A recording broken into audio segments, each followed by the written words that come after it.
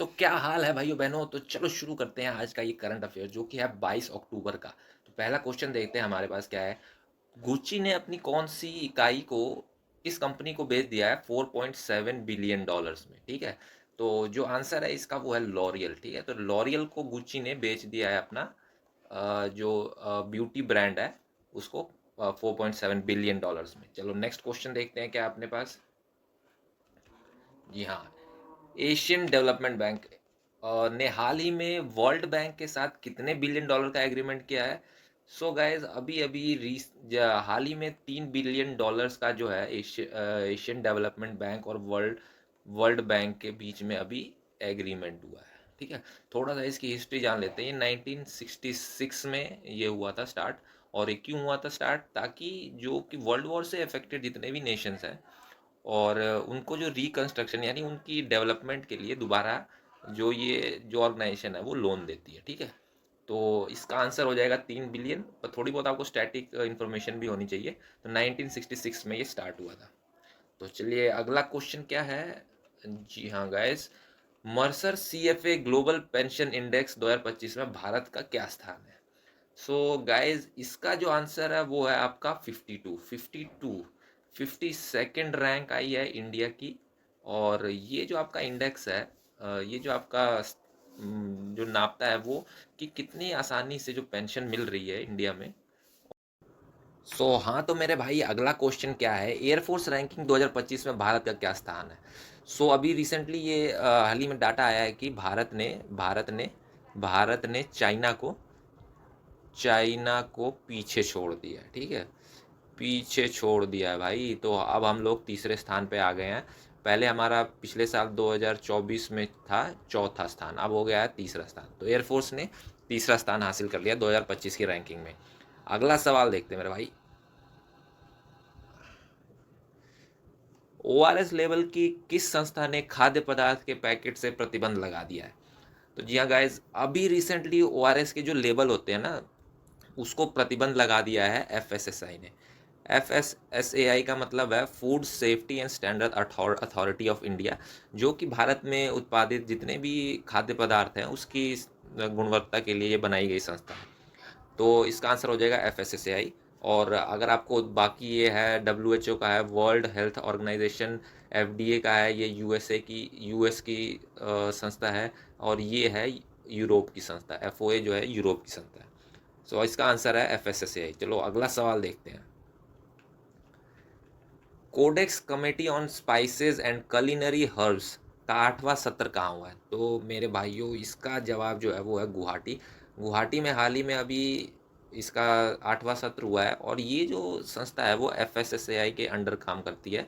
और जो कि मसालों के लिए जितने भी आपको जानकारी है सब इस सोसाइटी से मिल जाती है, जिसका है codex community on spices and culinary herbs. तो अभी हाल ही में इसका आठवां सत्र हुआ है गुवाहाटी के अंदर। अगला सवाल देखते हैं, निम्नलिखित में से कौन सा 3D प्रिंटिंग फार्म है। अब गैस 3D प्रिंटिंग फार्म क्या होता है। ये एक ऐसा यूनिट होता है जहाँ पे आप मैन्युफैक्चर कर सकते हैं बहुत सारी चीज़ें, जैसे कि गियर हो गया आपके पास, या तो आपके पास अगर 3D प्रिंटिंग जितनी भी चीज़ें होती हैं जैसे प्लास्टिक की चीज़ें, प्लास्टिक के स्क्रू ड्राइवर हो गए आपके पास। ठीक है, ये सब चीज़ें बनती हैं। तो हाल ही में अभी एक 3D प्रिंटिंग फार्म लॉन्च हुआ है जिसका नाम है ब्रह्मा। गाइज इसका आंसर है ब्रह्मा। और ये मैन्युफैक्चरिंग में काफ़ी काम आने वाला है, जिसके ज़रिए हम लोग लगभग 50,000 यूनिट एक एक दिन में निकाल सकते हैं। आप समझ रहे हैं इसमें कितनी ज़्यादा स्पीड हो जाएगी। अगला सवाल देखते हैं मेरे भाई। भारत और डैश के बीच में पहला आतंकवाद विरोधी ड्रोन परीक्षण हुआ है। गाइज अभी अभी भारत और यूरोपियन यूनियन जो है अपना इसके बीच में अभी एक ड्रोन आतंकवादी विरोधी ड्रोन परीक्षण हुआ है। तो इसका आंसर हो जाएगा यूरोपियन यूनियन, जिसमें ड्रोन्स जो आजकल ड्रोन से हमले हो रहे हैं ना उससे बचाव के लिए ये लोग एक्सरसाइज करते हैं, ताकि असली समय में हमारे पास पूरा डाटा रहे कि कहाँ कहाँ से क्या क्या प्रॉब्लम हो सकती है। अगला सवाल देखते हैं मेरे भाई मेरी बहन। टाइटेनियम और सुपर अलॉय सामग्री का नया संयंत्र कहाँ खुला है। जी हाँ गाइज, अभी अभी राजनाथ सिंह ने इसकी घोषणा की है। राजनाथ सिंह ने तो गाइस अगर आपको पता हो राजनाथ सिंह कहाँ से रिलेटेड है, तो ये है लखनऊ से रिलेटेड है। सो यहीं पे टाइटेनियम और सुपर अलॉय का एक प्लांट लग सुपर अलॉय सामग्री का एक प्लांट लगा है। सो इसका आंसर हो जाएगा लखनऊ। मेरे भाई नया अगला सवाल देखते हैं। पनडुब्बी रोधी जलयान मगदल कहाँ लॉन्च हुआ है? गाइज मगदल जो है आपके पास एक पनडुब्बी रोधी जलयान है, और आपको मैं बता दूं ये शैलो वाटर है, यानी कि जब पानी की गहराई जहाँ ज़्यादा हो जाएगी वहाँ पे ये उतना पनडुब्बी कामयाब नहीं रहेगी। सो ये शैलो वाटर पनडुब्बी है जो कि आपकी जिसका जब जहाँ पे पानी का कम स्तर है वहाँ पे ये काम करती है, और ये अभी अभी लॉन्च हुई है कोचिन शिपयार्ड से। कोचिन कोचिन शिपयार्ड के यहाँ से ये हुई है लॉन्च मेरे भाई मेरे बहन। अगला सवाल देखते हैं। अब हमारे पास है इम्पोर्टेंट बहुत ही मुख्य दिवस। जो ये मुख्य दिवस है ना, आपको ये कुछ क्वेश्चन मिल जाते हैं पेपर में और बहुत ही मुश्किल होते हैं क्योंकि इतने सारे दिवस हैं। सो गाइज मैंने जो क्या किया है ना, मैंने इम्पोर्टेंट दिवस ही आपके सामने लेके आया हूँ। सबसे पहला है राष्ट्र एकजुटता दिवस। इसका मतलब क्या है कि हमें एक साथ मिल के रहना चाहिए मेरे भाई मेरी बहन। सो ये होता है आपका 19 अक्टूबर को मेरे भाई, 19 अक्टूबर को। अरे एक सेकंड मैंने गड़बड़ कर दी, ये होता है 20 अक्टूबर को, ठीक है।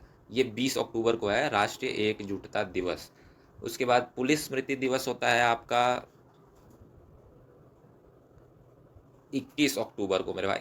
ये है 21 अक्टूबर को हर साल मनाया जाता है पुलिस स्मृति दिवस। और अगला है विश्व ऑस्टोपेरोसिस दिवस। ये है आपका 20 अक्टूबर को, ठीक है, 20 अक्टूबर। सो दो है हमारे पास 20 अक्टूबर के, और एक है पुलिस स्मृति दिवस 21 अक्टूबर का। ध्यान रखना ये सारे ही जो है स्टार मार्क क्वेश्चन है क्योंकि इसके आने की बहुत ही ज़्यादा संभावना है। अगला देखते हैं हमारे पास जो नियुक्तियाँ हुई हैं, मुख्य नियुक्तियाँ। अब देखो बीएसएनएल के जो नए नियुक्ति हुई है, जो उसके सीएमडी बने हैं, यानी वो बने हैं रवि ए रॉबर्ट जेरार्ड। या गाइस इसको याद करने में थोड़ी प्रॉब्लम हो सकती है, पर आप इसको मुझे लगता है कुछ बना सकते हैं। आर ए आर बना सकते हैं, RAR। और इसको BSNL से आप कनेक्ट कर दीजिए। BSNL रार करता है, ठीक है, रार, या BSNL रोर करता है, ऐसा समझ लीजिए। दूसरा है नियुक्ति में बोलीविया के अभी राष्ट्रपति चुने गए हैं, उनका नाम है रोड्रिगो पाज। जी गाइस ये भी इम्पोर्टेंट है, को पेपर में पूछ सकते हैं, कभी कभी पूछते भी हैं। और अगला जापान की पहली महिला प्रधानमंत्री बनी है हमारे पास सनई टकाइची। जी हाँ गाइस पहली महिला प्रधानमंत्री वो भी बनी है जापान की। जापान में आपको पता है बहुत ही शांति प्रिय देश है, मुझे यहाँ पे जाने का बहुत मन करता है। चौथा एसोचैम के नए प्रभारी नियुक्त हुए हैं निर्मल कुमार मिंडा। सो एसोचैम के नए प्रभारी निर्मल कुमार मिंडा। गाइस इसको याद करने में आपको प्रॉब्लम होगी, मुझे पता है, मैं खुद इस परेशानी से गुजरा हूँ। आप क्या करना है, इसको एक बार सुबह देखिए इस वीडियो को, और एक बार मॉर्निंग में देखिए, और एक बार जो है इवनिंग में देखिए। 2 बार आपने एक दिन में देख ली, आपका गारंटी है कि करंट अफेयर्स कहीं नहीं जाएगा। साथ ही साथ इसमें सारे जो क्वेश्चन ना वो इम्पोर्टेंट हैं। मैं भी बहुत सारे 20-25 क्वेश्चन इंक्लूड करता था एक दिन में, पर उससे फ़ायदा क्या होता है ना, आप उसको रिवाइज नहीं कर पाते। तो आपके लिए ये बहुत ज़रूरी है कि बहुत ही कंसाइज मैनर में सारी चीज़ें हों, और जो आप पढ़े उसको आप दिमाग में बैठा सकें, रिमेंबर कर सकें, ठीक है। चलिए गाइस कल का मैं लेके आऊँगा 23 अक्टूबर का, कल के दिन। आज आज के लिए बस इतना ही। इसको दोबारा वीडियो शाम को देखिए और फिर आपको याद रहेंगी सारी चीज़ें।